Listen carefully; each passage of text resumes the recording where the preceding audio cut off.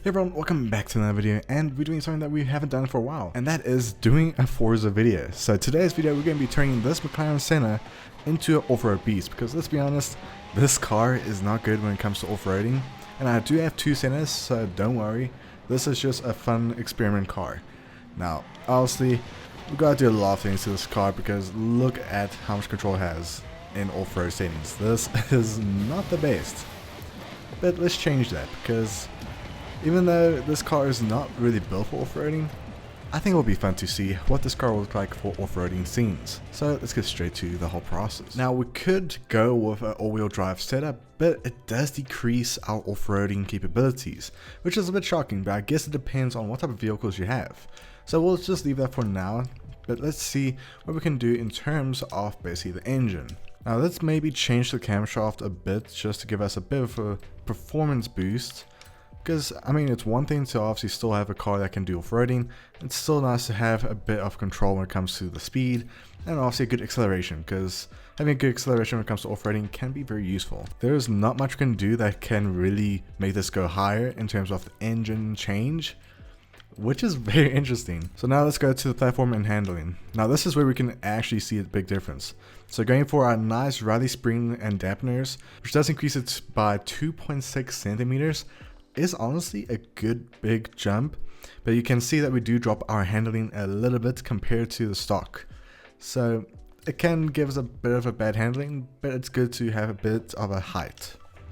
Now weight reduction, this will definitely help with the off-roading, and it does bring our handling back to normal, which is actually going to be very useful. Now let's go to the drivetrain. Now of course there's nothing better than going for a nice drivetrain, and so far it looks like the drift transmission might do it, but I don't want to have a 4-speed transmission because that's going to mess us up when it comes to basically trying to get to a max speed off-roading.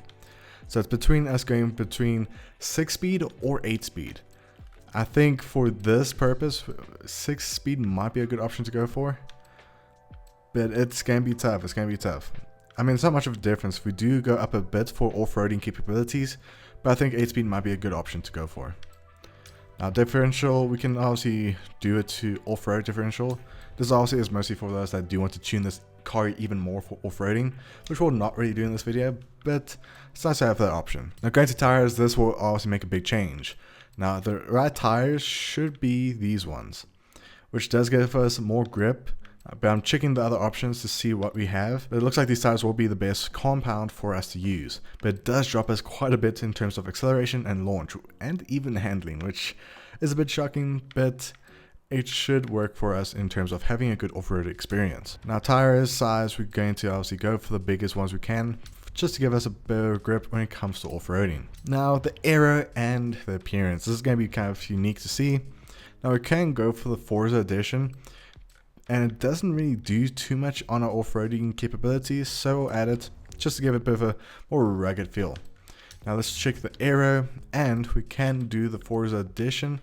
It does help us a little bit with some of the specs, so we'll go with it. Now let's check out if we do all-wheel drive, will that help us or not? No, it does not.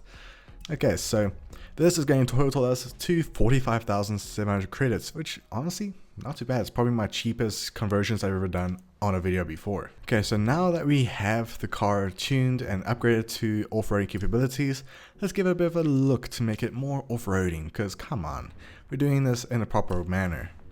Now we could go for some of the stock colors, which there are some good options, and I mean, some of them are really clean. But we do have options with some Hot Wheels we could do, but I think for terms of going for off-roading, a nice camo might do the trick.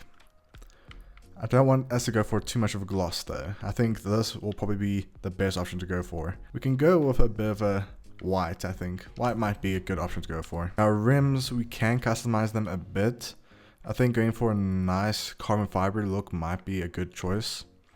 Yeah, that looks kind of sick. Although I know when it comes to off-roading and rallying, they do enjoy making the rims white. So let's go for a camo white. Why not?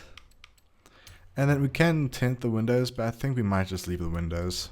There's no need to really tint them. And just like that, we got our Senna that is built for off-roading.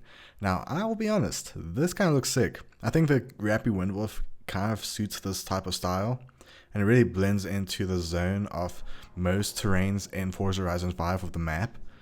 And I think we did a decent job. Now, I could have actually gone with a different color for the wing, but it should be fine. It should be fine. Now we can kind of see the clearance we have. It's still pretty low. I thought there would have been at least more of a big off-road suspension, but this is still a good chance at least. But I'll definitely say, going for the Forza kit for the front definitely gives it a nice unique style. Now let's try it out in terms of driving it off-road, because of course we know it wasn't the best, and yes, it is dark, which is kind of funny, but so far when we were busy setting up for this shot, it does have a nice feel compared to the likes of WRC, which I actually do enjoy. Now drifting around these corners, doing some rally in the Senna, I think was a good idea, because we got the power, we got a nice looking car, and we do have the speed, which I think most people will enjoy. Now let's see what we can do in terms of this. But I mean, control is not too hard to get. It's still not the best handling in off-roading comparisons before we even do the customizations, but it's minor adjustments. We did kind of improve the car with the handling off-roading. But I'll definitely say it definitely now feels like a good car. And I do recommend, if you do ever want to turn a Senna into an off-road car, just use the setup I used. Just, rewatch the part we did when we came to basically choosing the options. But this car now feels like a good car for off-roading. But otherwise, I hope you guys enjoyed this video. Let me know in the comments below, what car should I turn into an off-road vehicle? Or what off-road vehicle should I turn into a sports car? Or even a drift machine? Just let me know in the comments below. But I hope you guys enjoyed. See you guys next time. Be safe as always. And if you do enjoy these type of videos, hit the subscribe button. There's more videos like this coming very soon. But I'll catch you guys later.